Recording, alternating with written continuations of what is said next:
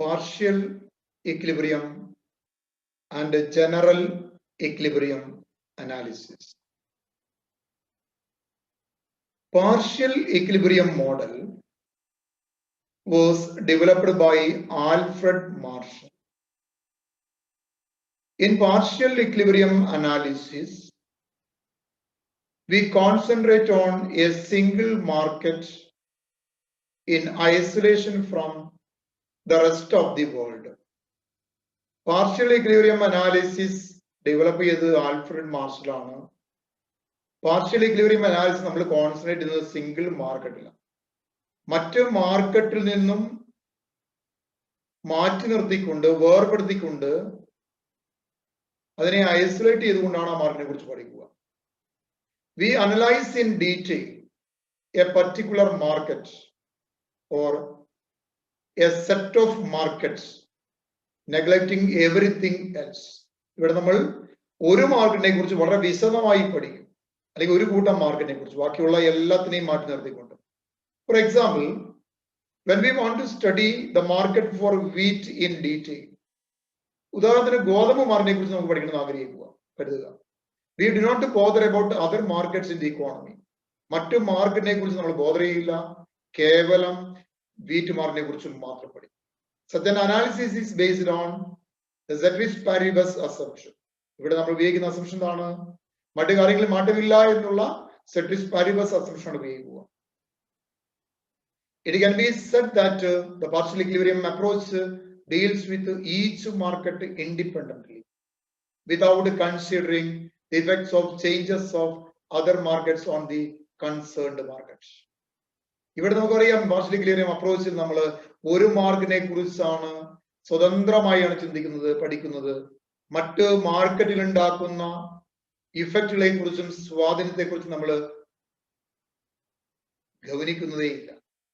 The equilibrium of a single consumer or producer, single firm or single industry are examples of partial equilibrium analysis.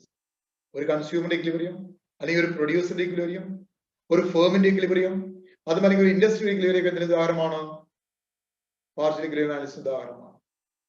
Partial equilibrium is a condition of equilibrium in the theory of economics which takes into consideration only a part of the market to attain the equilibrium. Partial equilibrium എന്ന് പറഞ്ഞാൽ ശരിക്കും പറഞ്ഞാല് നമ്മുടെ economic തിയറിയില് വളരെ പ്രാധാന്യമുള്ള ഒന്നാണ്. കാരണം മാർക്കറ്റിന്റെ ഒരു ഭാഗത്തെ കുറിച്ച് മാത്രമാണ് പഠിക്കുക. It studies the effect of one variable upon the other without considering the effect of other factors. ഒരു വേരിയബിൾ മറ്റൊരു വേരിയബിൾ ഉണ്ടാക്കുന്ന മാറ്റത്തെ കുറിച്ച് പഠിക്കും, ബാക്കി വേരിയബിൾസ് നമ്മൾ കൺസിഡർ ചെയ്യുന്നില്ല. For example, law of demand is studied in relationship with the price by keeping all other factors constant. നമ്മുടെ ഡിമാൻഡ് ലോ ഓഫ് ഡിമാൻഡ് എടുക്കുക, അവിടെ രണ്ട് വേരിയബിളിനെ കുറിച്ചാണ് പഠിക്കുക. പ്രൈസ് ആൻഡ് ഡിമാൻഡ് തമ്മിൽ എന്താണ് പഠിക്കുക, ബാക്കിയുള്ള എല്ലാ ഫാക്ടേഴ്സും എന്താണ് കോൺസ്റ്റന്റ് ആണെന്ന് അസ്യൂം ചെയ്യുന്നു. In partial equilibrium approach to the pricing, we seek to explain the price determination of commodity, keeping the price of other commodities constant, and also assuming that the various commodities are not interdependent. നമ്മൾ partial equilibrium approachൽ ഒരു വസ്തുവിന് commodity വില നിർണ്ണയിക്കുന്നതിൽ മറ്റ് ഉൽപ്പന്നങ്ങളുടെ വിലയെയോ മറ്റു ഉൽപ്പന്നങ്ങളെയോ നമ്മൾ പരിഗണിക്കുന്നില്ല, അതിനുള്ള സ്വാധീനം നമ്മൾ പരിഗണിക്കുന്നില്ല.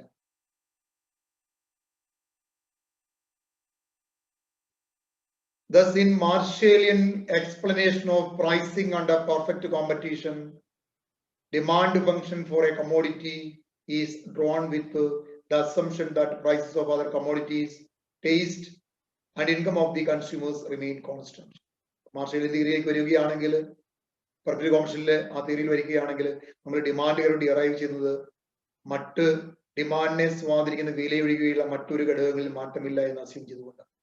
അതുപോലെ തന്നെ similarly supply curve of commodities constructed by assuming that prices of other commodities, price of resources of factors of production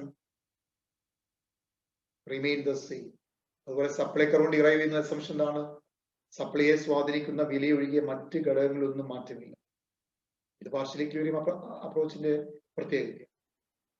Partial equilibrium analysis seeks to explain the price determination of a single commodity through the intersection of demand and supply curves.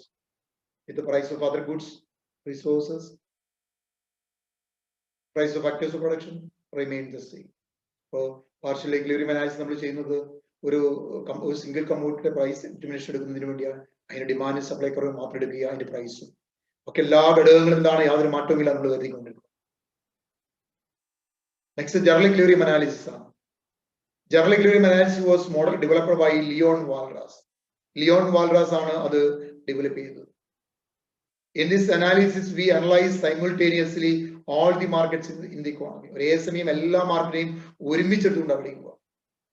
All the markets in the economy are interdependent and interrelated. നമുക്കറിയാം മാർക്കറ്റിലുള്ള ഓരോ ഇക്കോണമിയും പരസ്പരം ബന്ധപ്പെട്ടതാണ് അല്ലെ? Yes, ഒന്ന് മറ്റൊന്നിനെ ആശ്രയിക്കുന്നു. A disturbance originating from any one market will have repercussions throughout the economy. മാർക്കറ്റിൽ എവിടെയെങ്കിലും ഏതെങ്കിലും ഒരു ഭാഗത്തുണ്ടാകുന്ന ഒരു ഡിസ്റ്റർബൻസ് മൊത്തം മാർക്കറ്റിനെയും അത് യാതൊരു സംശയവുമില്ല. The essential feature of an economy can be summed up in the phrase everything depends on everything else. ശരിക്കും ഒരു ഇക്കോണമി എന്താണ്? എല്ലാത്തിനെയും സ്വാധീനിക്കുന്നു. Everything depends on everything else. എല്ലാത്തിനെയും ഡിപ്പെൻഡ് ചെയ്യുന്നു. എല്ലാത്തിനെയും ഡിപ്പെൻഡ് ചെയ്യുകയാണ്. എല്ലാത്തിനെയും ആശ്രയിക്കുകയാണ്. In other words, the fundamental feature of any economic system is interdependence among its constant parts. ഏതൊരു ഇക്കോണമി എടുത്താലും ഏതൊരു വേരിയബിളും മറ്റൊരു വേരിയബിളിനെ ആശ്രയിക്കുന്നുണ്ട്. The markets of commodities and all productive factors are interrelated. അല്ലെ? കമ്മോഡിറ്റി മാർക്കറ്റും മറ്റു ഉൽപാദന ഘടകങ്ങളുമായി ബന്ധമുണ്ട്. The prices in all markets are simultaneously determined. ഈ പ്രൈസും ഈ ഫാക്ടേഴ്സിന്റെ പ്രൈസും കമ്മോഡിറ്റി പ്രൈസ് ഒക്കെ മാർക്കറ്റിൽ എല്ലാം ഒരുമിച്ച് ഡിപ്പെൻഡ് ചെയ്യുക. ഉദാഹരണം എടുക്കാം. For example, consumers' demand for various goods and services depends on the taste and income. കൺസ്യൂമറിന്റെ സാധനങ്ങളുടെ ഡിമാൻഡ് അവന്റെ വരുമാനത്തെയും അവന്റെ ടേസ്റ്റിനെയും ആശ്രയിച്ചിരിക്കുന്നു. ശരിയല്ലേ? Consumers income in turn depends on the demand and supply of various inputs. കൺസ്യൂമറിന്റെ ഇൻകം എന്ന് പറയുന്നത് വിവിധ ഉൽപാദന ഘടകങ്ങളുടെ ഡിമാൻഡിനെയും സപ്ലൈയും ആശ്രയിച്ചിരിക്കുന്നു.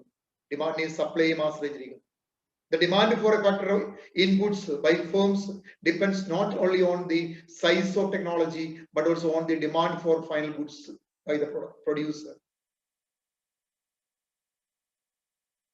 ഇവിടെ ഏതൊരു ഉൽപാദന ഘടകത്തിന്റെയും ഡിമാൻഡ് എന്ന് പറയുന്നത് അത് അതിന്റെ ഉൽപാദന ഘടക സാങ്കേതിക വിദ്യയെ മാത്രമല്ല, ആ ഫാക്ടറി ഉപയോഗിച്ച് ഉൽപ്പാദിപ്പിക്കുന്ന ഉൽപ്പന്നത്തിന്റെ ഡിമാൻഡിനെ കൂടി ആശ്രയിച്ചിരിക്കുന്നു.